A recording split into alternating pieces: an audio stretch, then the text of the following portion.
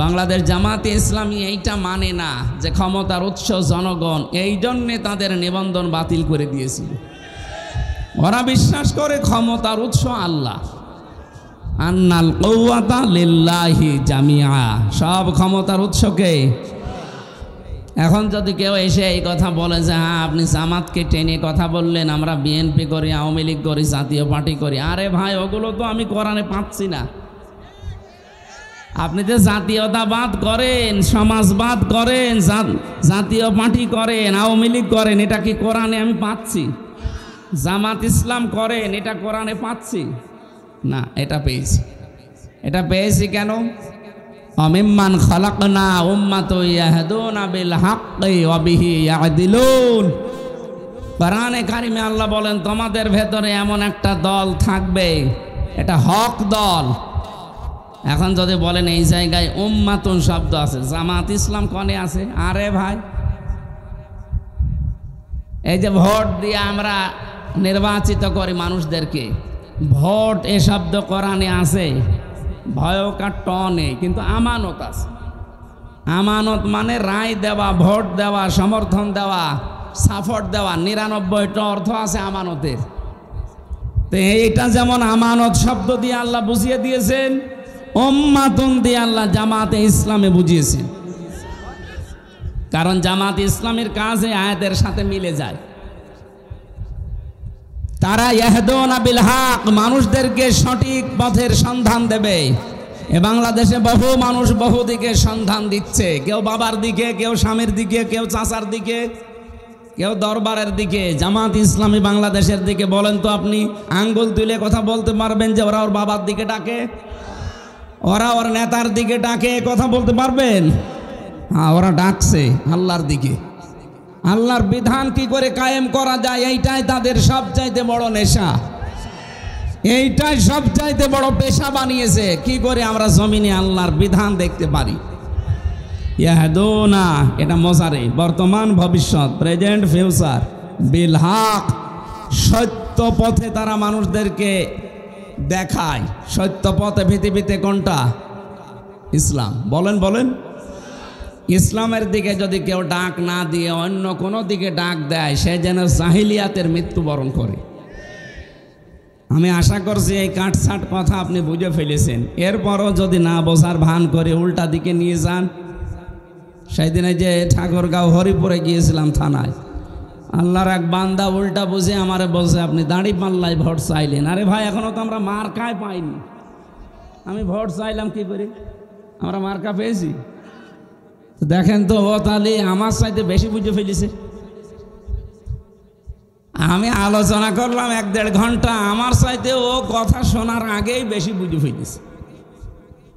না, আপনি উল্টা বুঝবেন না। আপনার কথা যদি কোরআনে থাকতো, আপনি সারা জীবন জুলুম করেন, জালেমের পক্ষে কোনো কথা আল্লাহ কোরআনে দিয়েছে?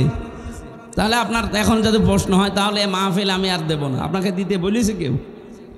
হ্যাঁ, আপনি তো নিজের বাঁশ নিজে নেচ্ছেন। ঝাড়ে বাঁশ ছিল, কেটে আপনি নিজে নেচ্ছেন। আপনাকে কেউ বলছিল ওই ঝাড় থেকে বাঁশ কেটে নিজে নেন? অন্তত যারা ইসলাম চায় তারা করতো, এত বড় আয়োজন না করতো, অন্তত 4 ভাগের 1 ভাগ করতো। কারণ তাদের জীবনের পেশা এবং নেশা এইটা, টার্গেট এইটা যে আমি জমিনে কি করে আল্লাহর কথা প্রচার করতে পারি, হক দিকে মানুষকে আমি ডাকবো। অবিহি ইয়াদিলুন, এবং দুনিয়ায় যারা ন্যায় বিচার কায়েম করতে চায়, ন্যায় বিচার কায়েম করা কি ওয়াজের দ্বারা সম্ভব?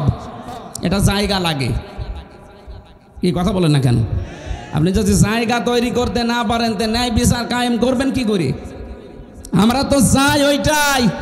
এই মেম্বার যেখানে বসে ইউনিয়নে, এখান থেকে একেবারে সংসদ পর্যন্ত যারা বসে আছে, এই মানুষগুলো যারা আইন তৈরি করে, এমন মানুষ ওখানে পাঠাতে চায় যারা আল্লাহর পক্ষে আইন বানাবে।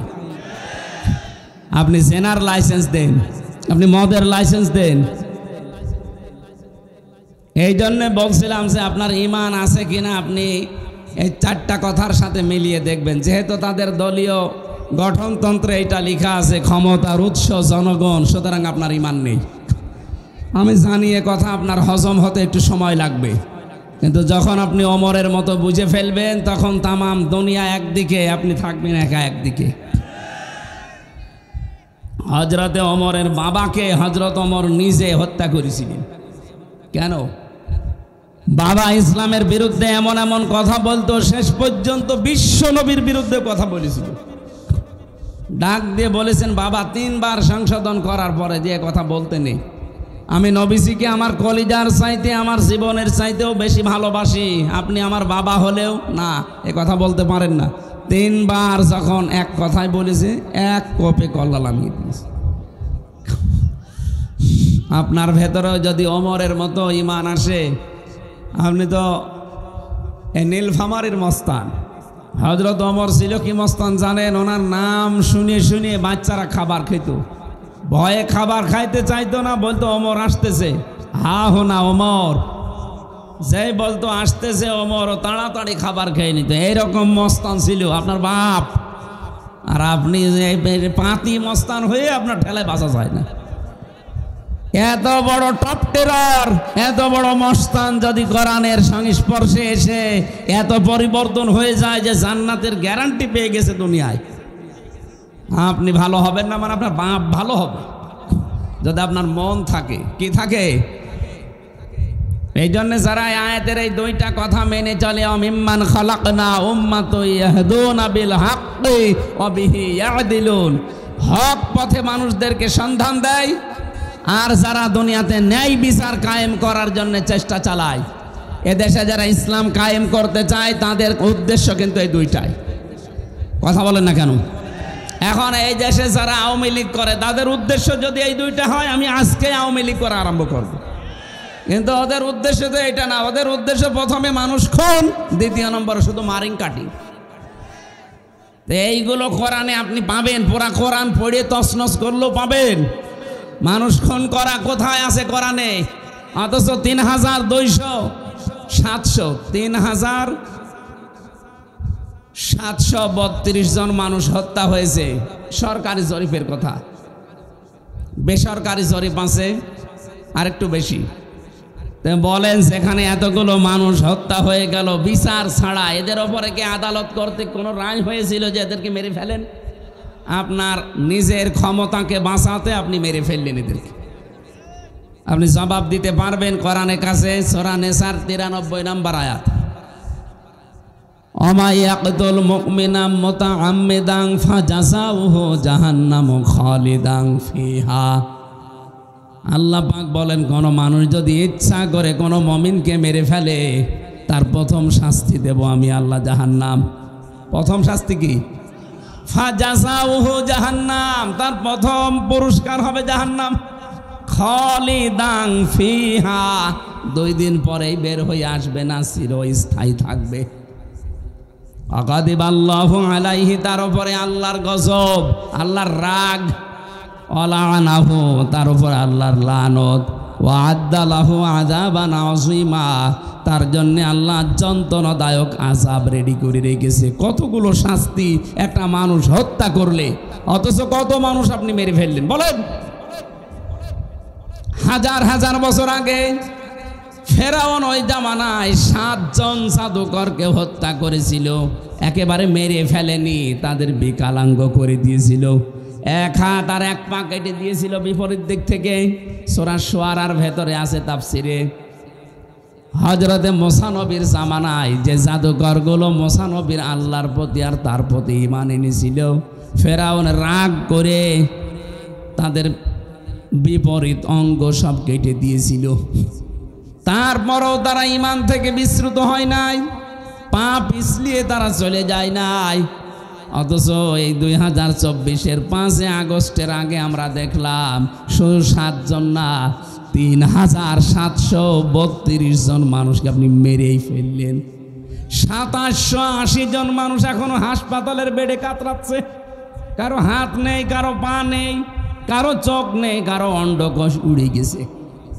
আমি কুষ্টিয়ার সদর হাসপাতালে নিজে দেখতে গিয়েছিলাম 6 তারিখে, যে দেখি অনেকগুলো মানুষের হাত কেটে ফেলে দিয়েছে, কারো পা কেটে ফেলে দিয়েছে, কারো 1 চোখ নেই, কারো 2 চোখই নেই, কারো অন্ডকোষ উড়ে গেছে। ফেরাউন যদি মাত্র 7 জন মানুষকে ঈমান আনার কারণে বিপরীত অঙ্গ হানি করে দেয়, অঙ্গ কেটে ফেলার কারণে। ও কত বড় জালেম, আল্লাহ ওখানে হেদায়েত দেয়নি। আর তাহলে এই দেশে যারা এতগুলো মানুষকে বিকলাঙ্গ করে দিলেন, হাত পা কেটে ফেলতে হচ্ছে তাদের, আপনি কত বড় ফেরাউন বলেন? কথা কত দূর গেল আপনি টের পাচ্ছেন না? টের পাননি। এই জন্যে আমি আপনাকে বাঁচাতে চাই। এই অনুষ্ঠান লক্ষ লক্ষ টাকা খরচ করে দিলেন, 5টা মানুষ যদি জাহান্নামের পথ থেকে জান্নাতের পথের দিকে আসতে না পারে, এ অনুষ্ঠান দেওয়ার দরকার কি? কথা বলেন না কেন? 2 ঘন্টা আলোচনা করার পরও যদি মসজিদে ফজরের নামাজে 20 জন মানুষ না বাড়ে, তো আলোচনা করে আমারও বেকার, আপনাদেরও বেকার। আমরা তো চাই শুধু দুনিয়া না, রব্বানা আতিনা ফিদ দুনিয়া হাসানা ওয়া ফিল আখিরাতি হাসানা। দুনিয়ায় শান্তি চাই, স্বস্তি চাই, নিরাপত্তা চাই, কল্যাণ চাই। মরণের পরও শান্তি চাই, স্বস্তি চাই, নিরাপত্তা চাই, কল্যাণ চাই। সবচাইতে বড় কল্যাণ মরণের পরে আল্লাহর বানানো জান্নাত। ওয়াকিনা আযাবান নার। আমরা সবাই বাঁচতে চাই জাহান্নামের আগুন থেকে। এই জন্য আজকের এই আলোচনা আপনারা সাজিয়েছেন, আমারও কষ্ট করে আপনি কুষ্টিয়া থেকে নিয়ে আসলেন। যে কথাগুলো বোঝার চেষ্টা করেন ঠান্ডা মাথায়। আল্লাহর ঘরের দায়িত্ব নেওয়ার জন্য 1ম নাম্বারে লাগবে তাহলে ঈমান। যাদের ওইগুলোই বিশ্বাস আছে, আমি বলছি তাদের ঈমান নেই। আপনি কোরআন দিয়ে মিলালি পাচ্ছেন যে তাদের ঈমান নেই। আলিয়াউমা আকমালতু লাকুম দীনাকুম ওয়া আতমামতু আলাইকুম নি'মাতি ওয়া রাদিতু লাকুমুল ইসলাম দীনা। আজকের এই দিনে আমার জীবন ব্যবস্থা ইসলাম আমি পরিপূর্ণ করে দিলাম। যত নিয়ামত আমার ছিল সব নিয়ামত তোদের জন্য আমি পূর্ণ করলাম। আর আমি নিজে খুশি হয়ে গেলাম ইসলাম দিন ধর্ম হিসাবে, ইসলামের উপরে খুশি হয়ে গেলাম।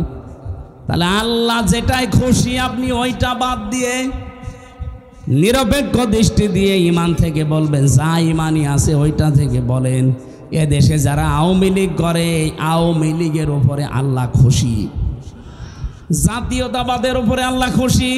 তাহলে ইসলাম আল্লাহ দিত না? এই সহজ কথা বোঝেন না কোন কারণে বলেন তো? কে আপনাকে বাধা দিচ্ছে?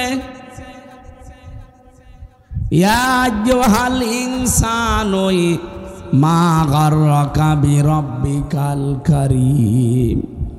হে দুনিয়ার মানুষেরা, তোমার ওই মহান সম্মানিত রব সম্পর্কে কে তোমাকে ধোকায় ফেলে দিচ্ছে? তোমার দল, তোমার বাবা মা, তোমার ওই দরবার। ফাইনা তাযহাবুন, কোথায় যাচ্ছেন? এদিকে আসেন। ইন হুয়া ইল্লা যিকরুল লিল আলামিন। এ কোরআনে কারীম বিশ্ববাসীর জন্য একটা উপদেশ। জোরে বলেন সুবহানাল্লাহ। কোরআনের উপদেশ শোনার পরও যদি কারো মনের ভেতরে প্রতিক্রিয়া তৈরি না হয়, আমার মনে হয় ওরে আজরাইল দেখার আগে আর ভালো হওয়ার সম্ভাবনা নেই। এই জন্য সহজভাবে একেবারে নরমভাবে বলছি, আপনি মেনে নিন। ইসলাম বাদ দিয়ে যেখানে আছেন ওগুলো সব ভ্রান্ত। ওখানে থাকলে আপনি জাহান্নামে যাচ্ছেন। এই জন্য ভাঙা কণ্ঠ, এরপরও আমার বলা লাগছে আপনি ফিরে আসেন ভাই। ফাইনা তাযহাবুন, কোথায় যাচ্ছেন? ফিরে আসেন। 3 নম্বরে, 2 নম্বরে কিয়ামতে জবাব দেওয়া লাগবে, বিশ্বাস তার থাকবে। কিয়ামতে জবাব দেওয়া লাগবে, বিশ্বাস থাকলে মসজিদের ক্যাশিয়ার টাকা মেরে খায়। বাংলাদেশে এটা ছিল না? বহু মসজিদের ক্যাশিয়ার 2 বছরে ধনী হয়ে যাচ্ছে। কি গো? টাকা মনে আছে আল্লাহ দিয়ে যাচ্ছে। আল্লাহ দিয়েছে, কারণ আল্লাহর ঘর। 100 মসজিদের তার সময় হাত আটকিয়ে গেছে। মুসল্লিরা চেপে ধরে আচ্ছা করে পিটাচ্ছে, ওই বেটা আর জায়গা পাও না, মসজিদের ঘড়ি চুরি করো। চোর চিল্লাচ্ছে, ওই মুসল্লি বেশি ফতোয়া দিবা না, এ মসজিদ আল্লাহর, আমি আল্লাহর বান্দা। আল্লাহর ঘর থেকে আল্লাহর বান্দা জিনিস নেবে, এখানে চুরি বলে। কত বড় ফতোয়া! আমার তো মনে হচ্ছে দেশের বহু মানুষের চিন্তা ভাবনা এখন এই। আপনি আল্লাহর ঘরের টাকা পয়সা মেরে খাবেন মনে করছেন আমি তো আল্লাহর ঘরেরই সেক্রেটারি, এই ঘরেরই ক্যাশিয়ার, এর টাকা মারলে মনে হয় কোনো গুনাহ নেই। ধরা খেয়ে যাবেন ভাই। মানুষের সম্পদ হোক আর আল্লাহর সম্পদ হোক, এগুলো যারা আত্মসাৎ করে মেরে খায়, বিশাল সম্পদের পাহাড় তৈরি করে। এই যে এলাকায় শুনলাম থাই ক্যাসিনো চালু হয়ে গেছে। হ্যাঁ, এলাকা আরম্ভ হয়ে গেছে। আমি জানি ওই মানুষ এখানে আসেনি, তারপরে যেহেতু রেকর্ড হচ্ছে ওদের কানও যাবে কালকে। যদি এইরকম চরিত্রের কেউ থাকেন, থাই ক্যাসিনো যারা চালু করেছেন, কি করবেন আপনি?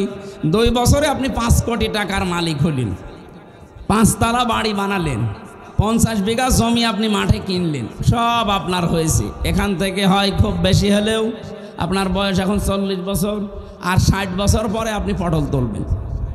তুলবেন তো নাই, খুব বেশি হলো আর 80 বছর পর, আর 150 বছর পরে আপনাকে জীবনও আর পাওয়া যাবে না, আপনি মরবেন।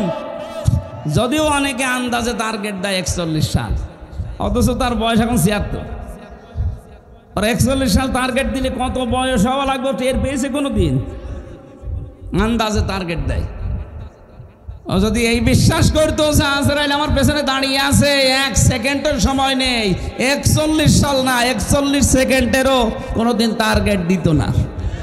যারা এই টার্গেট দেন যে আমার 41 সাল টার্গেট, ক্ষমতায় আমার থাকাই লাগবে, এদেশে যদি 5 কোটি মানুষ মরে যায় যাক, আপনি বিশ্বাস করেন আপনার আল্লাহর উপরে বিশ্বাস নেই, ওনার বিশ্বাস আপনার হায়াতের উপরে। এত কনফিডেন্স আপনি পান কোথায়? আমার 33 বছর বয়স, তাই আমার মনে হয় সামনে বছর আসবে কিনা। আর আপনি আমার মায়ের চাইতেও বড়, আমার মার এখন মনে হয় কত 50 হবে। আমার মার বয়স,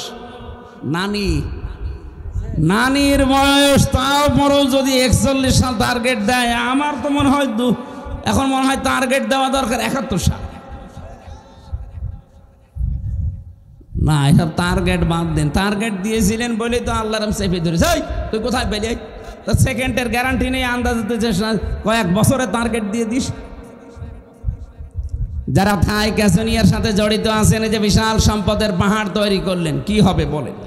আপনি 150 বছর পর বা 200 বছর পরে যদি আবার ফেরত আসেন, আপনার এই থাই ক্যাসিনো দিয়ে যে 5 তলা বাড়ি বানিয়েছিলেন, এই বাড়ি আপনার উঠতে দেবে? কি বললেন আপনি? উঠতে দেবে? তখন কে থাকবে? হয়তো আপনার নাতির নাতির নাতি, 3 পুরুষের পরে। যদিও আপনার ছেলে আপনার ছবি বড় করে একেবারে টাঙিয়ে রেখে যায়, 200 বছর পরে আপনার ছেলে থাকবে না, তার ছেলে থাকবে না, তার ছেলে থাকবে না, তার ছেলে থাকবে। 3 পুরুষ পরে যে হবে, মনে করেন তার নাম রাকিব। আপনি একেবারে 200 বছর পরে কবর থেকে জিন্দা হয়ে উঠে আসলেন, এই বাড়ি আমি বানিয়েছি থাই ক্যাসিনো দিয়ে। বলবে, বেটা কিসের চিটারি বাটপারি করো? যদি থাকার জায়গা না পাও, মসজিদের বারান্দায় গিয়ে থাকো। এই 5 তলা বাড়ি আমার দাদার, আমার দাদার, আমার দাদা। ও যে আপনার দাদা, ওর মনেই নেই, কারণ আমারই তো 3 পুরুষের পরে আমার আর মনে নেই। আমার বাবার নাম রিয়াজউদ্দিন, তার বাবার নাম জাহান আলী সর্দার, এরপরে ছিল নমাজ আলী সর্দার, এরপরে আমি আর জানি না কয় পুরুষ। আমি এত হিসাব করে চলি, তারপরও 3 পুরুষের পরে আমার আর মনে নেই। আর আপনার যে ছেলে রেখে যাচ্ছেন, ও তো 24 ঘন্টা টাল হয়ে থাকে, ও তো সবসময় বাবার ওপরে আছে। ও তো 1 পুরুষও মনে রাখতে পারবে না। ওরে যদি জিজ্ঞাসা করে, কে এই তোর বাবার নাম কি, শ্বশুরের নাম বলে ফেল। আর আপনি তার জন্য এই থাই ক্যাসিনো দিয়ে, এমনকি এই যে জিনের বাদশাহ এলাকায় এখনো মনে হয় নেই, এগুলো গাইবান্ধায় ছিল। জিনের বাদশাহ বগুড়া গাইবান্ধায় ছিল। এই সমস্ত উল্টাপাল্টা কাজ করে মসজিদের সভাপতি, সেক্রেটারি, মোতাওয়াল্লি, ক্যাশিয়ারের দায়িত্ব নিয়ে একেবারে বাবা শাহজালাল, মদের কাছে কুত্তা বিড়াল সব হালাল, এই করে যারা সম্পদ কামাই করেছেন। 3 নম্বরে যারা মসজিদের দায়িত্ব নেবে, এই মানুষগুলো নামাজি হবে। নামাজি মানে নামাজ কায়েমকারী হবে। যদি আল্লাহ বলতেন নামাজ পড়নেওয়ালা হবে, তাহলে ফাসল্লি দিতেন যে নামাজ পড়ো, দিয়েছেন আকামাস সালাত। তারা নামাজ কায়েমের আন্দোলন করবে। এই বাংলাদেশে নামাজ কায়েমের আন্দোলন শুধু এই দেশে যারা একামতে দিন কায়েম করতে চায় শুধু তারা করে, আর বাকিগুলো যা আছে সেই ইসলামী দল বলেন আর ইসলামের বাইরে বলেন তারাও নামাজ পড়ে। নামাজ কি করে? অথচ 82 জায়গায় আছে নামাজ কায়েম করো, নামাজ দাঁড় করাও, আর এক জায়গায় আছে নামাজ পড়ো। সূরা কাউসারের ভেতরে ফাসল্লি লি রব্বিকা, হে নবী আপনি নামাজ পড়েন আপনার রবের জন্য। কয় জায়গায় বলেন বলেন? আর 82 জায়গায় আল্লাহ বলেছেন আকিমুস সালাত, নামাজকে দাঁড় করাও। এই নামাজকে দাঁড় করাতে হয় পরিবার, সমাজ, রাষ্ট্রে, এগুলোর জন্য আইন লাগে। কি লাগে? আল্লাযীনা ইম্মাক্কান্নাহুম ফিল আরদি আকামুস সালাহ, আমি যাদেরকে জমিনে শাসন ক্ষমতা দিয়েছি ওরা ক্ষমতা পাওয়ার পরে প্রথম আইন পাশ করবে নামাজ কায়েমের। কিসের? তাই আপনার এই সহজ কথা বুঝে আসে না, বলে হুজুর আমার পক্ষে বলেন। আমি আপনার পক্ষে বলবো, আয়াত পাবো কোথায়? আমি কি আয়াত বানাবো? তাহলে নামাজ পড়ার কথা হয়তো নিজে নিজে বলা যায়, কিন্তু কায়েমের জন্য একটা ক্ষমতা লাগে, আইন লাগে। কথা বলেন ঠিক কিনা? আর এইটাই তো আমরা চাচ্ছি। ইসলাম যদি সত্যি এদেশে এসে যায়, আপনি টের পাচ্ছেন এই দেশটা মিনি জান্নাত হয়ে যাবে। তখন ঘর বানাতে গিয়ে, জমি কিনতে গিয়ে চাঁদাবাজি করলে টাকা দেওয়া লাগবে না, ওরে আর উল্টো করে ধরিয়ে দেওয়া যাবে। কিসের চাঁদাবাজ? বাংলাদেশে ইসলাম কায়েম হলে চাঁদাবাজি 100% বন্ধ হবে। মেয়েরা থাকবে 100% তাদের নিরাপত্তা নিয়ে। কত মানুষ আজ জুজুর ভয় দেখাচ্ছে মেয়েদের, যদি ইসলাম কায়েম হয় তোমরা কিন্তু ঘর বন্দি হয়ে যাবা। ওরে শয়তান, ও ভোগ করতে পারছে না তো এই জন্য ওর জ্বালা বেঁধে যাচ্ছে। আমির জামাত ডাক্তার শফিকুর রহমান উনি কিন্তু ঘোষণা অলরেডি দিয়ে দিয়েছে, যদি ইসলাম এদেশে আসে, আল্লাহ যদি আমাদের কাছে আমানত হিসাবে দেন, এদেশে সবচাইতে বেশি নিরাপদে থাকবে, অধিকার নিয়ে থাকবে মেয়েরা। কারণ ইসলাম ওদেরকে যত অধিকার দিয়েছে ওরা জানে না, তাই ওই সেই বানানোর পর থেকে আল্লাহ অধিকার দিয়েছেন। একটু খেয়াল করেন, আমি এই 5-6 মিনিটে এই ঘটনাটা বলি। মেয়েরা যেহেতু অনেক মেয়েরা এসেছে, সম্মানিত মা বোনেরা, শুধু ঘোরাফেরা না, অনেকে গল্প করছেন, অনেকে গেবত করছেন বসে বসে, এগুলো বন্ধ করেন। কান খাড়া করে শোনেন আপনার অধিকার কি দিয়েছে। আপনি না শুনলেও অসুবিধা নেই, কারণ রেকর্ড হচ্ছে। বহু মেয়েরা এখন লাইভে শুনছে। আল্লাহ রাব্বুল আলামিন বলেন, অকুলনা ইয়া আদামু উসকুন আনতা ওয়া যাওজুকাল জান্নাতা ওয়া কুলা মিনহা রাগাদান হাইসু শি'তুমা ইলা আখিরি আয়া। সূরা বাকারার ভেতরে আছে হযরতে আদম সব নিয়ামত পেয়েছেন, অথচ তার মনের ভেতরে কি যেন একটা অজানা অশান্তি। তিনি ঘুমিয়ে পড়েছেন, নিদ্রাচ্ছন্ন। হঠাৎ আল্লাহ তার বাম পাশ থেকে একটা বাঁকা হাড় বের করে হাওয়া আলাইহিস সালামকে বানিয়ে বাম পা চড়ে রেখে দিলেন। আদম নবী ঘুম থেকে উঠেই দেখলেন সুন্দরী একজন নারী বসে আছে। হযরতে হাওয়া এত সুন্দর আল্লাহ তাকে বানিয়েছেন, কারণ নিজের হাতে আল্লাহ এই চেহারাটা বানায়। চেহারা বানায় কে? আরো জোরে, ওয়াল্লাযী ইউসাউবিরুকুম ফিল আরহামি কাইফা ইয়াশা। তিনি সে আল্লাহ যিনি মায়ের রেহেমের ভেতরে তোমাদের আকৃতি বানান। হ্যাঁ, বডি বানিয়েছে ফেরেশতারা, কিন্তু আকৃতি বানিয়েছে আল্লাহ নিজের কুদরতি হাত দিয়ে। এত সুন্দর লাগে মানুষকে দেখতে।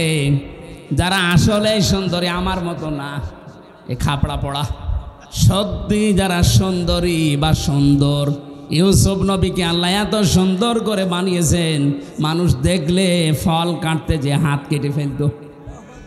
আমাদের নবী মুহাম্মদুর রাসূলুল্লাহকে আল্লাহ এত সুন্দর করে বানিয়েছিলেন, দেখলে মানুষের ক্ষুধা পর্যন্ত মিটে যেত। হযরতে হাওয়াকে আল্লাহ যেহেতু নিজের হাতে বানিয়েছেন, এই পৃথিবীতে যারা এখন বিশ্ব সুন্দরী হয়, আমার মনে হয় তাদের শরীরের সব জায়গাগুলো মাপ জব করে করে তাদেরকে সামনে নিয়ে আসা হয়। এমন কোনো জায়গা নেই যেখানে মাপ দেওয়া হয় না, ওদের ফিতা আছে আলাদা। ওইটা দিয়ে ওদের যত জায়গা আছে শরীরে সব জায়গাগুলো মাপ দিয়ে দিয়ে তারপরে সামনে নিয়ে আসা হয়। এটা একটা লুচ্চামি, এটা বেহায়াপনা, এটা একটা সেনা। বাংলাদেশেও এটা আরম্ভ হয়েছে। আমরা চাই এই সেনা বন্ধ হোক বাংলাদেশে। বিশ্ব সুন্দরীর নামে মেয়েদের শরীরের এগুলো এই অঙ্গ প্রত্যঙ্গগুলো প্রদর্শন করা, কথা বলছেন না কেন? এগুলোর জন্য আজ অনেকে বিভিন্ন নাম দিয়ে ঢাকার বুকে বাংলাদেশের জেলা শহরগুলোতে অফিস খুলতে চাচ্ছে, নাম দিয়েছে মানবতার অফিস, অথচ এগুলো হচ্ছে সমকামিতার অফিস। ওরা পুরুষে পুরুষে বিয়ে করতে চায়, মহিলা মহিলায় বিয়ে দিতে চায়, বলেন নাউজুবিল্লাহি মিন যালিক। আর এটা যারা প্রমোট করে তাদেরকে এখন সরকার উপদেষ্টা বানাচ্ছে। আমরা চাই এ ফারুকের মতো মানুষকে পাছায় লাথি দিয়ে যেন খেদিয়ে দেওয়া হয়। এই শয়তান আল্লাহর বিরুদ্ধে অবস্থান নিয়েছে। সমকামিতা আল্লাহর নিষিদ্ধ কাজ না। আল্লাহ বলেন নারী পুরুষে বিয়ে হবে, আরো না ও পুরুষ পুরুষে শুরু করেছে।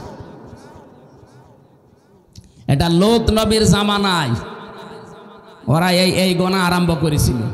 পৃথিবীতে এর আগে কেউ করে নাই, ওই সময় আরম্ভ হয়েছে। এখনো পর্যন্ত অনেকে তার অনুসারী আছে। লূত নবীর জামানায় পুরুষে পুরুষে ওরা বিয়ে করতো, মহিলা মহিলায় বিয়ে করত। এটা আল্লাহ এত বড় রাগ করে শাস্তি দিয়েছিলেন, পুরা শহরটা একেবারে জমিন থেকে জিবরাইল উঁচু করে একেবারে উলট করে দিয়েছে। ওটা ডেড সি বানিয়ে দিয়েছেন। জর্ডানে এখনো আছে, আপনি যান জর্ডানে যে দেখবেন ওখানে যে সাগর আছে, মৃত সাগর, ডেড সি বলা হয়। ওখানে কোনো কিছু বাঁচে না, সব মরে যায়। আমার মনে হয় বাংলাদেশকে অনেকে মৃত সাগর বানানোর জন্য সূক্ষ্ম ষড়যন্ত্র করছে। হযরতে হাওয়া আলাইহিস সালামকে আল্লাহ নিজের হাত দিয়ে তার এই চেহারা এত সুন্দর সুন্দর করে বানিয়েছেন। আপনার একটু টাচ দেয় আপনি বুঝবেন যে কত সুন্দরী হতে পারে। এখন সারা পৃথিবীর ভেতরে সব চাইতে সুন্দরী মেয়ে লোকের তালিকায় কার নাম আছে বলেন তো? কি হুজুর বলেন তো? হুজুর মনে হয় আসমানে থাকে, জমিনে থাকে না। হ্যাঁ, আপনারা বলা লাগবে না, এটা প্রশ্ন আসতেছে এখন তো সামনে। সাধারণ জ্ঞান পড়েন না? যারা এখানে ছাত্র ভাই ছাত্রী বসে আছেন বলেন, এই পৃথিবীতে এখন সব চাইতে বিশ্ব সুন্দরীর তালিকায় কার নাম? খালেদা জিয়া। চাচা, ওটা ডিলেট হয়ে গেছে। ছিল এক সময়, কিন্তু এখন তো আর নেই। এখন ওনার চামড়া কত বড় দেখিছে, ও চামড়ায় হবে না। এখন তালিকায় আছে রাশমিকা মান্দানা। আল্লাহর ওলির নাম বললাম না, এই মহিলা এখন 1 নম্বরে আছে।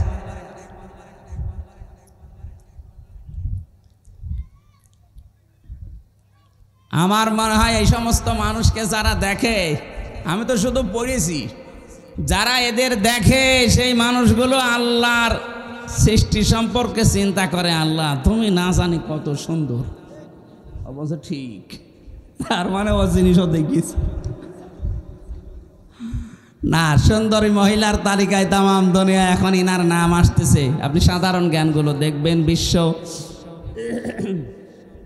বিশ্বকোর্স যেগুলো বের হয় এগুলোতে সাধারণ জ্ঞানে দেওয়া আছে। এখন আছে, হয়তো থাকবে না, কারণ মেয়েদের এই চেহারার সৌন্দর্য যত বেশি দিন ধরে রাখা সম্ভব না। এখন পৃথিবীর 1 নম্বরে উনি আছে। আর সবচাইতে কালো মহিলার তালিকায় আছে আফ্রিকার একজন নেরিলা। এই যে কত কালো, হাড়ির তলা দেখেছেন না? হাড়ির তলাও তো মনে হয় আছে, তার চাইতেও কালো। আমি হজে যাওয়ার পরে দেখেছিলাম, এই যে কাবা শরীফ চত্বর দেওয়ার সময় চক্কর দিয়ে দিয়ে ওই হজের আসওয়াদে আমি আর যেতে পারছি না, কারণ আমার যে শরীর, এমনিই শরীর চলে না। তারপরে আবার 3 বছর জেলে থাকা, রমজানে গিয়েছিলাম ওমরা হজে। চিন্তা করলাম ওখানে যাওয়া যায় কি করে গো। এর আগে 16 সালে একবার আমি পেরেছিলাম, দেখলাম যে ষাঁড়ের মতো মহিলা আসতেছে, ওই যে আফ্রিকার, এইরকম উঁচা লম্বা আর সেই রকম মোটা, আর ওই রে কালো। ওনারা আমি কাছে যে ভাষা তো বোঝে না, আমি বললাম ওই যে ওই জায়গায় আমি যেতে চাই। আমারে বলছে যে এই জায়গায় চেপে ধর। কি করব এখন, আমার তো যাওয়া লাগবে। ধরলাম সেইটি, ও সেই গরুর মতো মহিষের মতো, ওরে বাবা ওর কাছে যে আসে এখানে লাগলে তার খবর আছে। আমি ধরে রাখলাম, আমাকে টানতে টানতে নিয়ে ওই জায়গায় বলেন যে আমি জমা দিতে পেরেছিলাম। আমি যদি একা যাওয়ার চেষ্টা করতাম আমার বাবার দ্বারাও সম্ভব না, এত ভিড় ওখানে। কিন্তু ওই সমস্ত গোয়ার মার্কা মহিলা দেখলে মানুষ ভয় পায় না, ওর এক গোতা লাগলে আমার 3 দিন অজ্ঞান হয়ে থাকা লাগবে। এই নেরেলা, এটা একেবারে সর্বনিম্ন তালিকায় আছে এই মহিলা। তারপরও তার চেহারার ভেতর একটা মাধুর্যতা আছে, কারণ আল্লাহ বানিয়েছে। মুখটা কে বানিয়েছে? আর রাশমিকা মান্দানা কি সুন্দর করে আল্লাহ বানিয়েছে, খুঁটে খুঁটে। এ পৃথিবীর 1 কোটি রাশমিকা মান্দানা এক জায়গায় করলে হযরতে হাওয়া আলাইহিস সালামের চেহারার সাথে মিলবে না, এত সুন্দর ছিল। পৃথিবীর ইতিহাস পড়ে আমি 4 জন মহিলার তালিকা পেয়েছি, সবচাইতে সুন্দরী ছিল তারা। আমাদের মা হাওয়া 1 নম্বরে, 2 নম্বরে পেয়েছি হযরতে বিলকিস। বিলকিসের নাম শোনেননি? রানী বিলকিস। 3 নম্বরে হযরতে ইউসুফের স্ত্রী জুলাইখা। 4 নম্বরে নাম 2টা আছে, তার 1 নাম্বার হযরতে ইব্রাহিম নবীর বড় স্ত্রী হযরতে সারা। 4 নাম্বার এখানে আরেকটা নাম দেওয়া আছে আমাদের নবী মুহাম্মদুর রাসূলুল্লাহর ছোট মেয়ে ফাতেমাতুজ জোহরা রাদিয়াল্লাহু তাআলা আনহা। এই যে এই মানুষগুলোকে আল্লাহ এত সুন্দর করে বানিয়েছেন, তার 1 নম্বরে যদি থাকে হযরতে হাওয়া, বলেন তো কেমন ছিল? আপনার কল্পনায়ও ধরবে না। আল্লাহ যে জান্নাত বানিয়েছেন বর্ণনা দিয়েছেন, যেমন জান্নাত আমার মুত্তাকি বান্দাদের জন্য আমি বানিয়েছি, যেটা কোনো চোখে দেখেনি, কোনো কানে শোনেনি, কোনো হৃদয়ে কল্পনাও কোনোদিন আসেনি।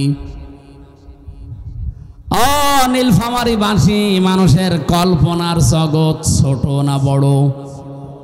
বলেন বলেন, কেমন বড়? আমি এখানে কল্পনা করলাম যে 10 তলা বিল্ডিং এর মালিক হয়ে গেছি। কল্পনা করতে 1 সেকেন্ড সময় লেগেছিল কি? কিন্তু এটার বাস্তবে রূপ দিয়া কি 1 সেকেন্ডে সম্ভব? 10 তলা বিল্ডিং এর মালিক হতে হলে কত টাকা উপায় করা লাগে? শুধু টাকা উপায় করলেই হবে না, এর জন্য মিস্ত্রি নেওয়া লাগবে, জমি কেনা লাগবে, রড, সিমেন্ট, বালি, ইট, বিভিন্ন জিনিস দিয়ে সব বিউটিফাই করে কমপক্ষে 1.5 থেকে 2 বছর সময় লাগবে। তারপরে আমার কল্পনা বাস্তবে রূপ নেবে।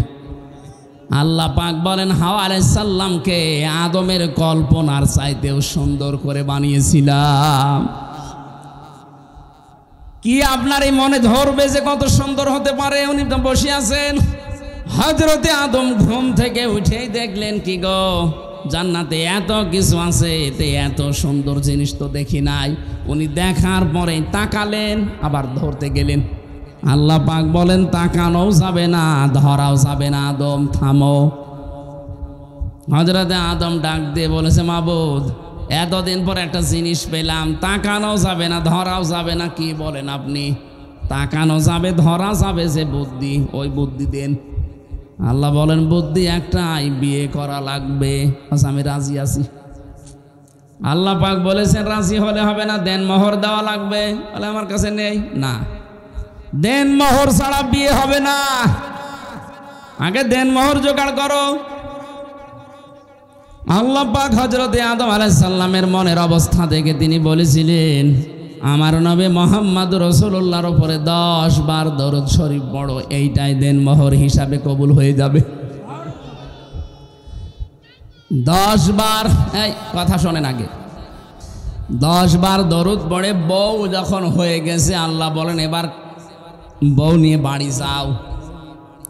অকুল না, আমি বললাম ইয়া আদা মুসকুন আংতা ওয়াজাউজুকাল জান্নাহ, আংতা আগে দিয়েছেন যে তুমি নিজে যাও, বউ সাথে করে নিয়ে যাও। এখানে বাস্তবে বাংলাদেশে আমরা অনেক উল্টাপাল্টা কাজ এই কয়েক বছরে দেখলাম। বউ বিয়ে করে স্বামী বাবার বাড়ি নিয়ে যাবে, এইটাই কোরআনের নির্দেশ। কথা বলেন না কেন? একেবারে আদম থেকে শুরু। আংতা তুমি নিজে ওয়া যাও জোকাল জান্নাহ, তোমার বউ নিয়ে যাও। কোথায় যাবে? বাপের বাড়ি, আদমের বাড়ি কোনটা? আরো জোরে বলেন। আর আমাদের বাবা যেহেতু আদম, এজন্য ওইটা আমাদের বাবার বাড়ি। কথা বুঝতেছেন? তাহলে বিয়ে করার পরে বউ নিয়ে আপনি নিজে নিয়ে যাবেন বউকে বাবার বাড়িতে, এটা কোরআনের আদেশ। কিন্তু কত মানুষ আজকে কোরআনের এই আদেশকে মানে না। দেখি আর বউ বিয়ে করে বাবার বাড়ি নিয়ে যাবে দূরের কথা, নিজে সহ ঘর জামাই থাকে। এটা ঘর জামাই নাকি? এর গায়ে হাত দিচ্ছেন কেন? না, এখানে ঘর জামাই আছে আমি জানি। ঘর জামাই কারা? হাত তোলেন তো। একজন এই এলাকায় আমার মনে হয় হাদিস বলা ঠিক হলো না। ঘর জামাই থাকেন, আপনার লজ্জা করে না? হ্যাঁ, আপনার সম্মান আছে? কি বলে এলাকার মানুষ জানেন? একটু গোপনে খবর নিয়ে দেখেন। বলে এটা ইতর, আমাদের মেয়েটা নিয়ে যাবে নিজের এলাকায় না, নিজে সহ মেয়ে লোক হয়ে বসে আছে। কতগুলো মেয়েকে দেখলাম বিভিন্ন বিশ্ববিদ্যালয় থেকে পাশ করার পরে ওরা নাকি নিজেরা ছেলের বাড়িতে গিয়ে বিয়ে করে ছেলে সহ নিজের বাবার বাড়ি আসতেছে। এটা উল্টা কাজ। এই যে অলিমা তৈরি হয় এই দেশে, মেয়ের বাড়িতে ছেলের বাবারা প্রায় 150, 200, 500 মানুষ নিয়ে যে খায়, এটা জায়েজ নেই। এই সিস্টেম পাল্টাতে হবে। পুরা ইসলামের বিরুদ্ধে কাজ। এটা হিন্দুদের প্রথা। হিন্দুরা ওদের মেয়েদেরকে বিয়ের দিন সব দিয়ে দেয়, সারা জীবন আর কিচ্ছু দেবে না। এই জন্যে ছেলের পক্ষ থেকে বলা হয় আপনি 200-500 লোক নিয়ে আসেন, জীবনের মতো একবারে খাইয়ে দিন। আমরা মুসলমান, আমরা এই কাজ কেন করব বলেন? আমাদের যাদের ছেলে আছে অবশ্যই আপনি মেয়ের বাড়িতে লোকজন নিয়ে যাবেন না। আপনি মেয়ের বাড়ি থেকে লোকজন নিয়ে, নিজের আত্মীয় স্বজন নিয়ে গরু ছাগল জবাই করে নিজের বাড়িতে খাওয়াবেন। এটা অলিমা বলা হয়। কি বলা হয়? এটা আজকে পুরা আমরা পাল্টিয়ে বস যাত্রী বানিয়েছি। কিসের বস যাত্রী? আপনি কি রাগ করলেন? এই বস যাত্রীর সিস্টেম এলাকায় নেই। কোনদিন জীবনে যদি মান সম্মান আত্মসম্মান থাকে বস যাত্রী যাবেন না। ছেলে মানুষের দায়িত্ব হচ্ছে তার বাবার দায়িত্ব, নিজে গরু ছাগল জবাই করে মেয়ের পক্ষ থেকে আরো লোকজন নিয়ে এসে নিজের পক্ষের লোকজন নিয়ে নিজের বাড়িতে খাওয়ানো। এটা উল্টি এখন মেয়ের বাবার ঘাড়ে ফেলিস। এটা বলছি কেন বারবার? কারণ আমার ছেলে নেই, আমার 3টা মেয়ে। আরে ভাই, আমার বাঁচা লাগবে না না, তারপরেও ইসলাম যেটা সেটা বললাম। সম্মানিত মা বোনেরা, কোন ছেলের বাবা যদি বলে 200 মানুষ নেওয়া লাগবে, ওই ছেলেকে বিয়ে করবে না। এটা ছোট লোক। কয়েকজন চিল্লাচ্ছে খালি মেয়ের বাবারা, আমরা আর ছেলের বাবারা সব নিশ্চুপ হয়ে আছে। না, এই ছোট লোকের কাজ আপনাকে বাদ দেওয়া লাগবে। ইসলাম যেটা মানতে চায় না, ইসলাম যেটা সমর্থন করে না। 2 নম্বরে কি দিয়েছেন? আমি এবার আলেমদের বলছি। আল্লাহ পাক বলেন আংতা ওয়া যাওজুকাল জান্নাহ, নিজে এবং নিজের স্ত্রীকে নিয়ে যাও বাড়িতে। কি করবা বাড়ি যেয়ে? ওয়াকুলা, এর মাঝখানে কিন্তু আংতা নেই। আল্লাহ কিন্তু বলতে পারতেন আংতা ওয়াকুলা, তুমি নিজে এবং ওখানে যাওয়ার পরে 2 জনে যা খাবে তাই খাবে না, একবারে কোলা দিয়ে বচন দিয়েছেন। বউকে নিজের বাড়িতে নিয়ে আসার পর যেই মানের খাবার তুমি খাবে, ঠিক ওই মানের খাবার তাকে খাওয়ানো লাগবে। যে অধিকার আল্লাহ দিয়েছেন দেখেছেন, কোনোদিন চিন্তাও করে না ওরা, জানে না তো। ওরা যদি চিন্তা করতো, জানতো বাংলাদেশে যারা আজ নারী পক্ষ, নারী স্বাধীনতা আন্দোলন, নারী বিপ্লব পরিষদ, নারী মুক্তি পরিষদ, 13টা সংগঠন কাজ করছে এদের অধিকার আদায়ের জন্য। কি অধিকার আদায় করেছেন আপনি? আপনি অধিকার আদায় করার পরিবর্তে তাদের ভোগের সামগ্রী বানাচ্ছেন। কথা বলেন ঠিক কিনা? ইসলাম যেটা দিয়েছে কি অধিকার দেখেন তো? স্বামী নিজে মরণের খাওয়া খাবে, আর যতটুকু বেঁচে থাকে বউকে খাওয়াবে না, জীবনও না। যা খাবেন, যা পরবেন, যেই রকম মানের জায়গায় থাকেন ঠিক ওই রকম মানের খাবার বউকে দেওয়া লাগবে, এটা তার অধিকার। এই জন্য মাঝখানে আল্লাহ আংতা দেয়নি, একবারে কুলা। 2 বচন 2 বচন দিয়ে আল্লাহ জানিয়েছেন অধিকার সমান করে দিলাম। জোরে বলেন সুবহানাল্লাহ। এতটুকু আল্লাহ শেষ করেননি। রাগাদান হাইসো সে তোমা, শুধুমাত্র বউকে খাওয়াবে তা না, মাঝে মাঝে বেড়াতে যাবে, যেখানে যাবে যা ইচ্ছা খাবে, যেই জায়গায় যাতে মনে চাই সেখানে যাবে। কিন্তু সাবধান, ওয়ালা তাকরাবা হাদিহিস শাজারা, ওই গাছের কাছে যাবে না। কোন গাছ? আমরা মনে করি শুধু গন্ধম গাছ। শুধু যদি গন্ধম গাছ হবে তাহলে কোরআনে আয়াত নাজিল করে ১৫০০ বছর পরে আল্লাহ আমাদের জানাচ্ছে কেন? এখানে শুধু গন্ধম গাছ নয়, তাফসিরে হাক্কানি মুফাসসির লিখেছেন পৃথিবীতে যাবার পর আল্লাহর বহু বর্ডার আছে, ওটা যেহেতু নিষিদ্ধ গাছ। আল্লাহর এরকম বহু নিষিদ্ধ জায়গা আছে, আপনি বউ নিয়ে বেড়াতে যাবেন কিন্তু ওই নিষিদ্ধ জায়গায় যেতে পারবেন না, যেখানে গেলে আপনারও পর্দা থাকে না, আপনার বড়ও পর্দা থাকে না। এরকম অনুষ্ঠান নেই? এরকম বহু বিয়ের অনুষ্ঠান আছে যেখানে গেলে নিজেরও পর্দা শেষ, বড়ও পর্দা শেষ, না ওখানে যাওয়া যাবে না। প্রশ্ন আসতে পারে, আমার আপন চাচাতো বোনের মেয়ের বিয়ে, বোন তাই কি? আল্লাহর অর্ডার ওভারটেক করে বোনের অর্ডার মানা যাবে? ও যদি রাগ করে করুক, আল্লাহর জন্য সম্পর্ক ত্যাগ করা জায়েজ আছে। কি কথা বলেন না কেন? মানা হাব্বা লিল্লাহ, কাউকে ভালোবাসলে আল্লাহর জন্য বাসবেন।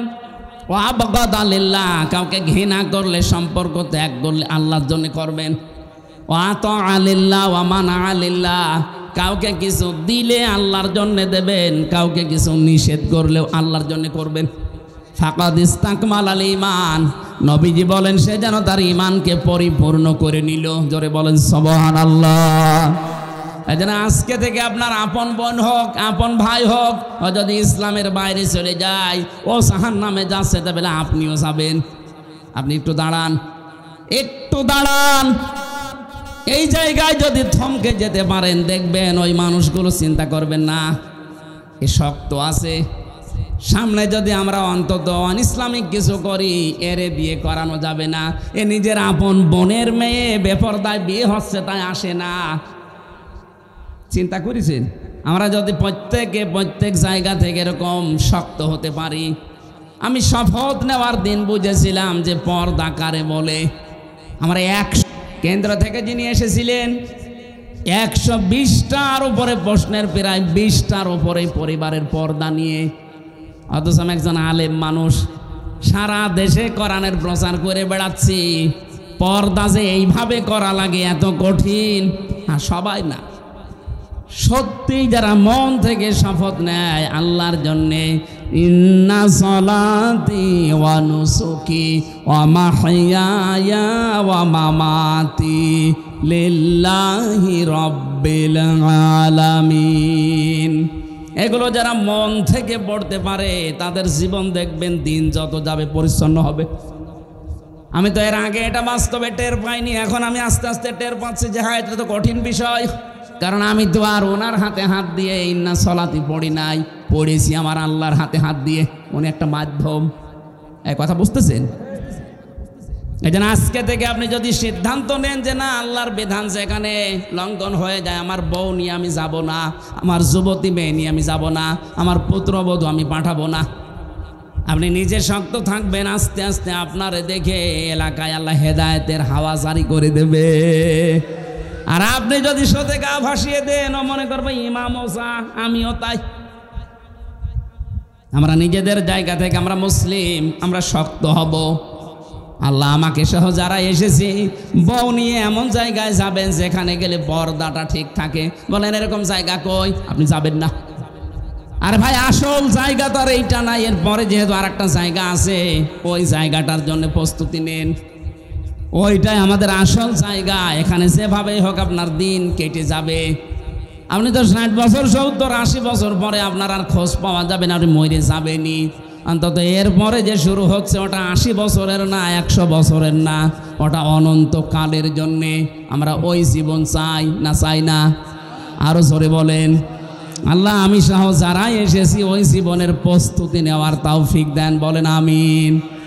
এই যে এখন মেলা বসে বিভিন্ন জায়গায়, অনেকে যুবতী মেয়ে নিয়ে যাচ্ছে, বউ নিয়ে যাচ্ছে। কিসের মেলায় যান আপনি?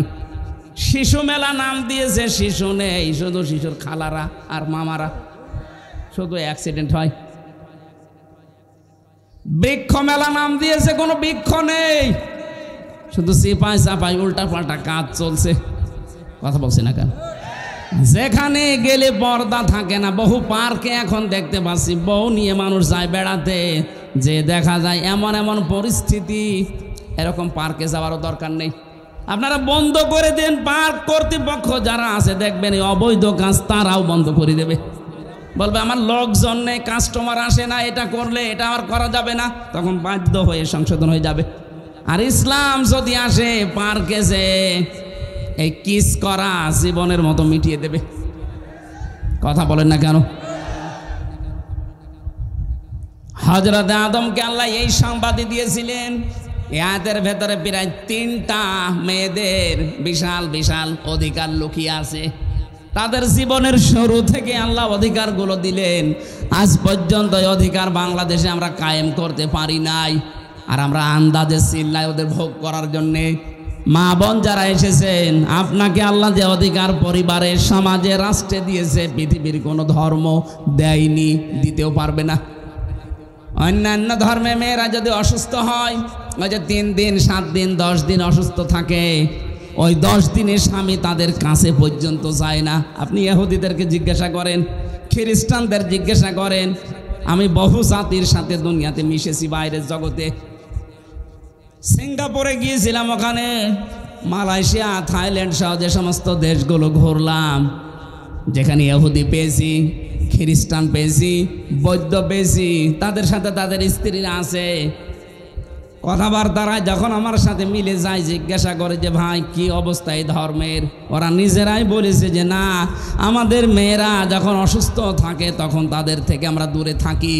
অথচ আমাদের ধর্ম ইসলামে মুহাম্মদ রাসূলুল্লাহর স্ত্রী হযরতে আয়েশা বলেন, আমি নিজে যখন অসুস্থ, নবী আমার এই থোড়ার উপরে মাথা দিয়ে কোরআন পড়েছি। আপনি এর মতো ধর্ম পাবেন কোথায় দুনিয়ায়? এতে একটা বললাম, পৃথিবীতে সবচাইতে বেশি স্বামীর অধিকার স্ত্রী হিসাবে নবীজি বলেছেন। আমি এসে দেখি আয়েশা রুটি বেলছিল, রুটি তৈরি করছিল, আর ছাগলে এসে রুটিগুলো একটা একটা করে নিয়ে দৌড় দেয়।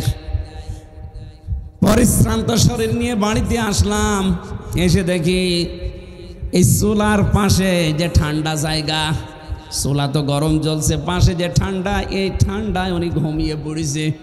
অথচ রুটিগুলো যে কয়টা খামির বানানো, ছাগলে টেনে টেনে নিয়ে চলে যাচ্ছে। আমি এসে আয়েশাকে জাগাইনি, ওই অবস্থায় রেখে দিয়েছি। আমি জানি যে ক্লান্ত হয়ে গেছে, রাতে ইবাদত বন্দেগীতে ছিল, হয়তো এখন ঘুম লেগে গেছে। নিজে এসে নতুন করে আটাগুলো আমি খামির করলাম, এরপরে রুটিগুলো তৈরি করে সেকলাম, তরকারি আমি গরম করলাম, তার মানে গোশত তৈরি করলাম। সব কমপ্লিট করার পরে নিজে খেয়ে চলে যাব না, সব কমপ্লিট করে এবার নিজের স্ত্রীকে আয়েশাকে ডাক দিলাম, ওঠো। হযরতে আয়েশা ঘুম থেকে ওঠার পরে তিনি কিন্তু জ্ঞানী মানুষ ছিলেন, যদিও ছোট মানুষ, তিনি বিচক্ষণ ছিলেন। চিন্তা করলেন কি গো, আমি তো এত রুটি বানাইনি, আমি তো ঘুমিয়েছিলাম, এগুলো বানিয়েছে কে? ঠিক আমার স্বামী বানিয়েছে। বিশ্ব নবী হযরতে আয়েশার অবস্থা দেখে বুকের ভেতরে টেনে বললেন, আয়েশা লজ্জা পেও না, আমি তো তোমার স্বামী। এই হচ্ছে ইসলাম। এই অধিকারগুলো আপনারা পাবেন যদি ইসলামে দেশে ক্ষমতায় আসে। কথা বলেন না কেন? আমরা চাই মেয়েদের অধিকারগুলো আল্লাহ যেন ইসলামের মাধ্যমে ফিরিয়ে দেন। বলেন আমিন। নামাজ পড়লে হবে না, নামাজ কায়েম করা লাগবে। কায়েম যারা করতে চাচ্ছে আপনি সমর্থন দেবেন তাদের। ওয়াতা যাকাতা, সম্পদ থাকলে যাকাত দেবেন। ওয়ালাম ইয়াখশা ইল্লাল্লাহ, আল্লাহ বাদে কাউকে ভয় করবেন না।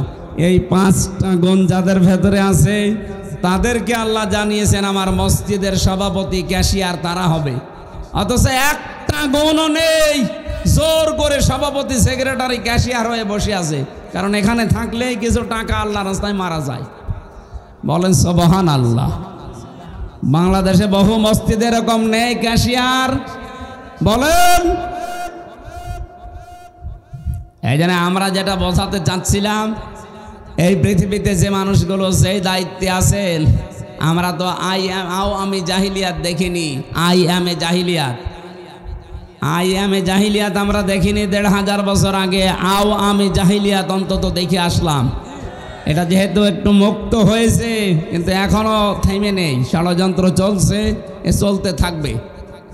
এই ষড়যন্ত্রের মোকাবেলা করার জন্য আমাদেরকে প্রস্তুতি নেওয়া লাগবে। কথা বলেন ঠিক কিনা?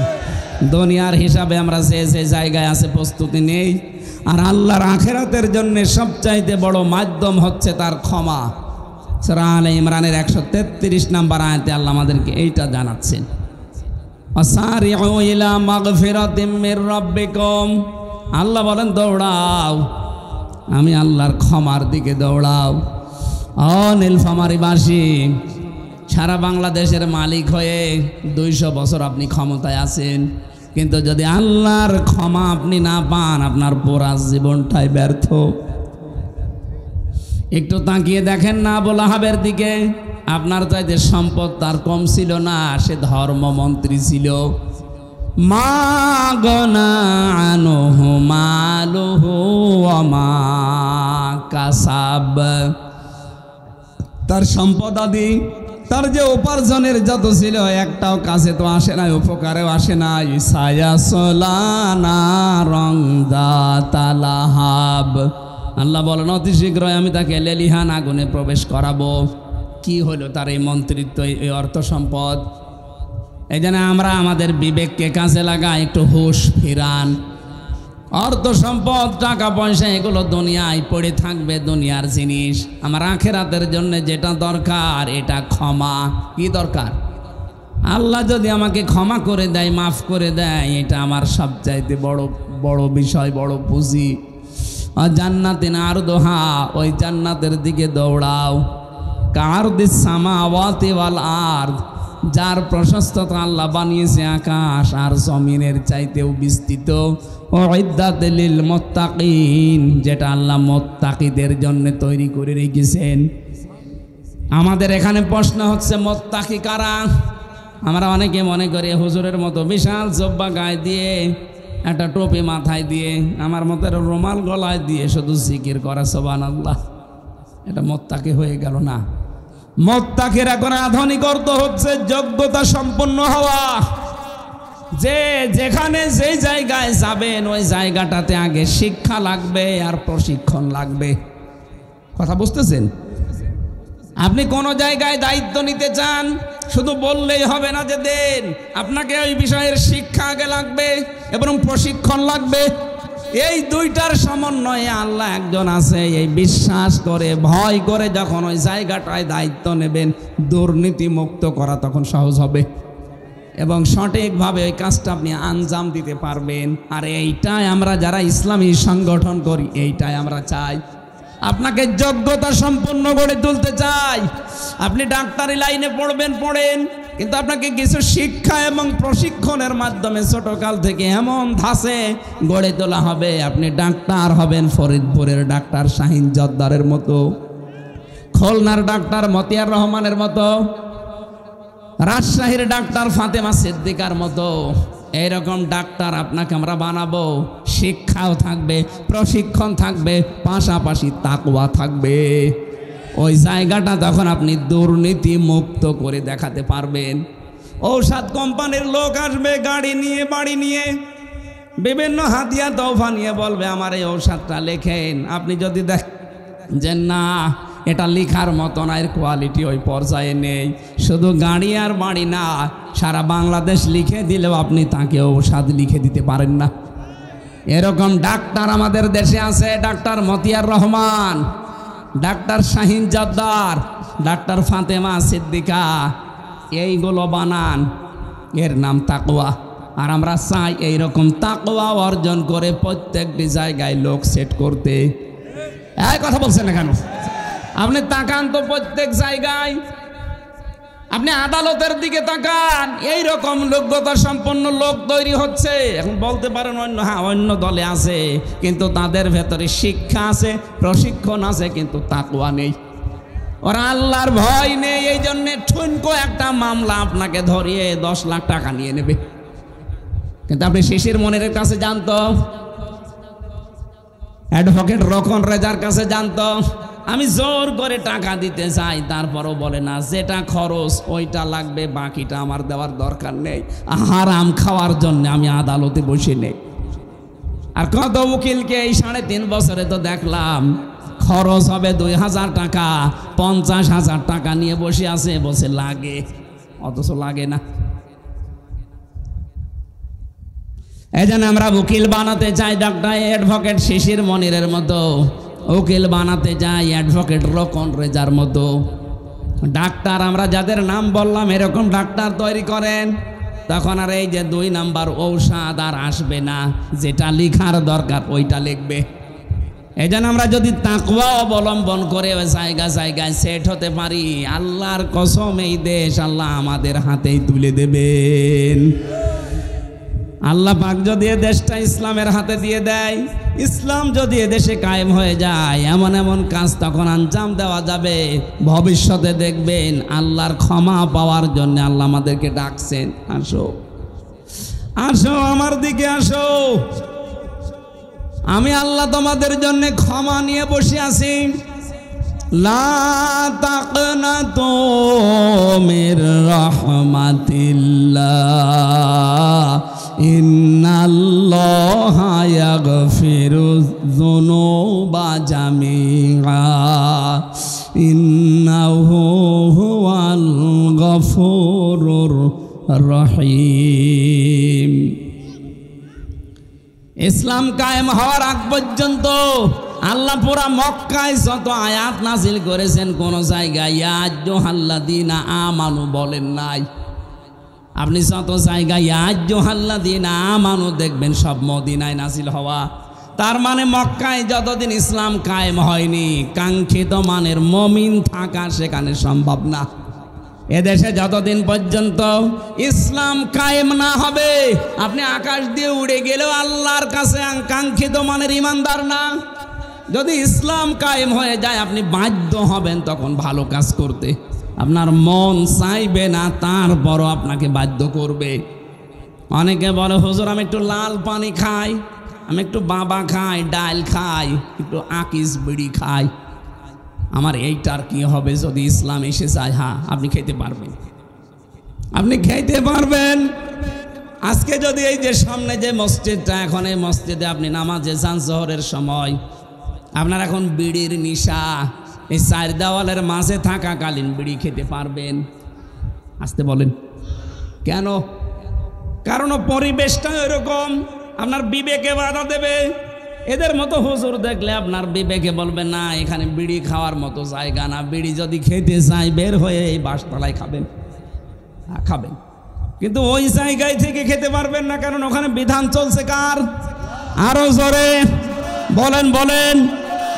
আল্লাহ পাকের বিধান যদি 56,000 বর্গ মাইলে কায়েম হয়ে যায়, পুরা 56,000 বর্গ মাইল হয়ে যাবে একটা মসজিদের মতো। তখন আপনি আর গোনা করার জন্যে মন চাইবে, তারপরও বলবেন না এখানে আমি করব কি করে, কারণ আর শাস্তির বিধানগুলো তো তখন থাকবেই। এই জন্য আল্লাহর ক্ষমা তখন সহজ হয়ে যাবে আমার জন্যে। বানানো যে জান্নাত, ওইদিকে আমি দৌড়ে প্রবেশ করতে পারবো। জোরে বলেন আমিন। আল্লাহুম্মা আমিন। লা ইলাহা ইল্লা আনতা সুবহানাকা ইন্নী কুনতু মিনাজ জালিমিন। ও আল্লাহ, দিনের বেলার সব কাজ বাদ দিয়ে তোমার এই বান্দা বান্দিগুলো কোরআনে কারীম শোনার জন্যে, বলার জন্যে এই ময়দানে বসে আছে।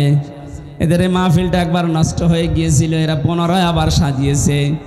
যত কষ্ট স্বীকার করে বিশাল আয়োজনে আঞ্জাম দিয়েছে, আল্লাহ এদেরকে ক্ষমা করে দাও। এ মাহফিলে কত মানুষ এসেছে, আল্লাহ দেখো নিজের কাজ কাম বাদ দিয়ে।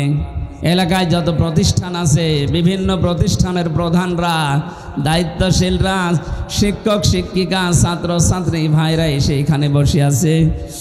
যার মনে যে কামনা বাসনা আছে কোরআনের ইজ্জতে পূরণ করে দাও। আইলে আমার কণ্ঠটা ভালো না, কণ্ঠটা এখনো ঘ্যাড় ঘ্যাড় করে, কথা বলতে গেলে আমার বুকে ব্যথা করে। 3টা বছর আমি জালেমের জিন্দানখানায় ভর্তি ছিলাম। জালেমের এই জেলখানায় 3টা বছর ওরা কি করেছে তুমি দেখেছো। আমার শরীর যেন স্বাভাবিক হচ্ছে না। সেদিন রংপুরের তারাগঞ্জে এসে মিনি স্ট্রোক হয়ে গিয়েছিল আমার। আল্লাহ তাআলা ডায়াবেটিস এত বেশি হয়ে গেছে, কন্ট্রোলের বাইরে চলে যাচ্ছে। মেহেরবানি করে তুমি আমার শরীরকে আগের অবস্থায় স্বাভাবিক বানিয়ে দাও। রোগ দেওয়ার মালিকও তুমি, শেফা দেওয়ার মালিকও তুমি, আমি বিশ্বাস করি। যত রোগ এই 3 বছর জেলখানায় থাকাকালীন হয়ে গেছে, আল্লাহ সব থেকে আমাকে মুক্তি দাও। কোরআনের প্রচারের জন্য যখন তোমার বান্দারা ডাকি দেয়, ইখলাসের সাথে কোরআনে কারিমের প্রচারে এই শরীর এবং কণ্ঠ আর এলেম আমাকে ভিক্ষা দাও। যতটুকু কথা বললাম আল্লাহ সবার জীবনে এগুলো সেট করে দাও।